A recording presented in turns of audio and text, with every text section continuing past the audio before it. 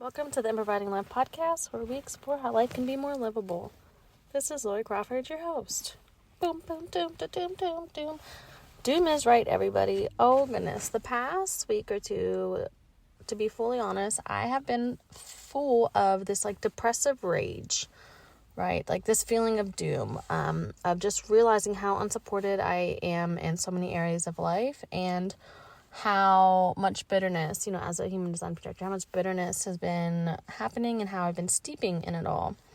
And trying to practice grace through all that, and also just being at the point where it feels like I'm at the end of any wits that could exist. And one of the things coming up, with sitting with that is like, well, shit, this means that I've been feeling like this way for a while. It isn't just like a situation where it's just like, oh, I was at feeling like a 0 yesterday, now I'm at 4,000, right? It means that there's been some disassociation and disconnection from my body and what my needs truly are over time, and that's been like incrementally feeling pressurized in my body and in my system, right? And so with sitting with this, one of the things that has sort of come up is the idea of patience.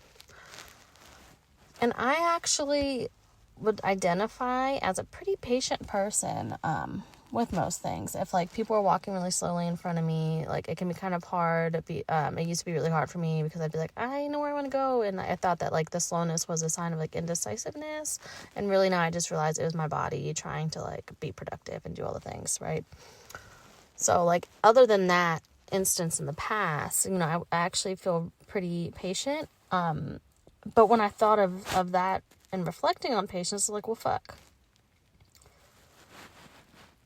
Am I naturally patient, or did I have to learn to be patient as a survival practice, right? Did I learn this as a functioning practice? Really, am I actually good at performing being patient?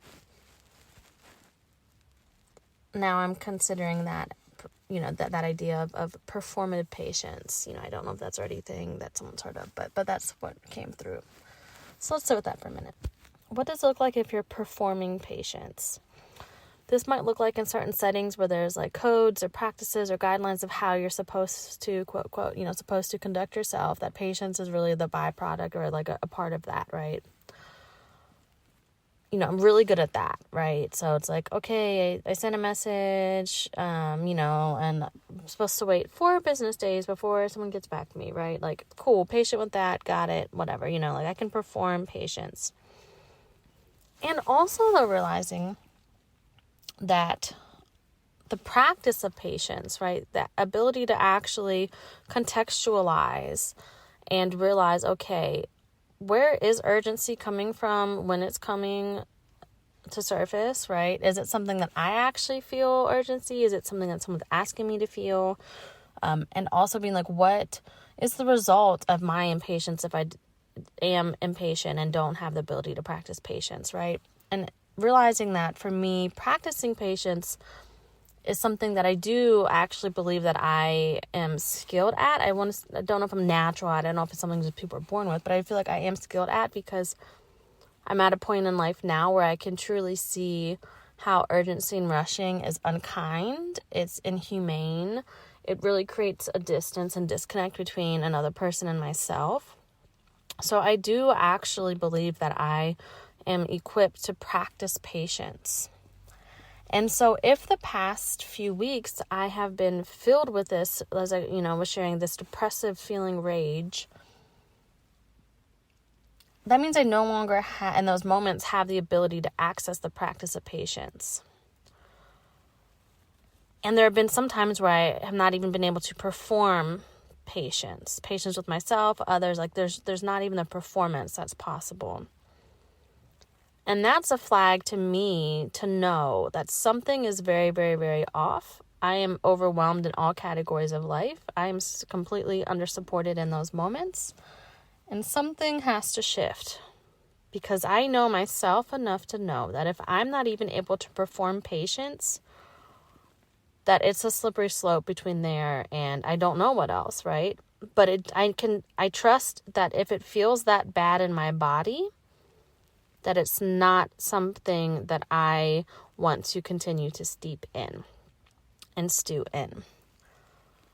So I'm not here to say I have an antidote or a remedy, but it does feel very helpful, humanizing, and hope-filled to at least have the language for me to situate myself through, of being able to say, okay, am I performing patience right now? And there are times when to perform patience, right? When I'm on hold on the bank and I've been through 18 different spokespeople and it's been 45 minutes and keep putting me on hold, like, I'm performing patience because I understand that each person is probably doing what they've been instructed to do, and it's part of a larger clunky system where, like, there's probably a much more streamlined process. It just doesn't exist, right? And I don't feel the need to make that person's day shit because I'm having a shit day, right? So I'm performing patience because I understand that they're following procedures on their end, right? And I also know when I'm practicing patience, when I'm really able to also be like, okay, I would love if my toddler wasn't dumping the dog water, like bowl water, out on the floor, which then requires 86 paper towels to clean up because I already have all the towels are dirty and, I don't have something that's, quote, an easy way to clean that up, right? So, and then I'm practicing patience because I'm reminding myself it is so developmentally normal for a toddler to be exploring. I want her to be exploring. And also, I just understand that I didn't have my water day, like disaster day, get ready to make it be less effort to clean up, right? And the fact that I don't have access to a designated like play space for her that is water-based, I just understand that water play and discovery is going to happen where it happens. And I can practice patience there because, I'm understanding the context and the nuance, and I'm choosing to prioritize connecting with my child and myself and actually asking myself, can I see the bliss in this moment of her exploring her environment, and then me reminding myself that spilled water or something to clean up only feels overwhelming because I've been told and I've bought into like the idea that certain items belong certain places, or that cleaning has to be, depleting, and it can't actually be something fun, or it can't be another way that we're playing, right? So like I'm able to contextualize all of those things. So again, when I'm not able to actually feel like that's a natural process of the practicing patience, and I'm shifting into performance mode, can that be an indicator for me to just start to know, okay, I'm starting to feel a little bit stretched, right? I'm feeling a little stretched thin. I'm not like translucent yet. I'm not getting to the point of like full overload, as I call it, but I'm getting there, right? Because what I'm realizing is if I don't notice when I shift from practicing to performing patience, then suddenly I'm going to feel like the whole world is toppled upside down, and I'm going to be in like purgatory patience mode, right? Where it's just like, this is doom. Something has to give and nothing's giving fast enough. I need full relief from all the things, right? And I'm just not able to actually feel a sort of like equilibrium, so to speak. So to round up these thoughts, I am just really curious on what your relationship is with patience. Do you feel like you ever are practicing it? Do you feel like you're ever performing it? And do you relate with this idea of sort of having this like purgatory patience, right? Where it's just like, it's all gone to shit. You feel like you're in hell, right? Like the patience is not a fucking thing at all. You just like don't have any capacity for it at all. And, extending yourself some grace with all of this, right? Like we are doing the best, and so many of us are really under-supported, and also like we need that support. So and me sharing this out while it still feels very raw and like in the moment, I'm just hoping that someone else feels seen in their raw, vulnerable moment.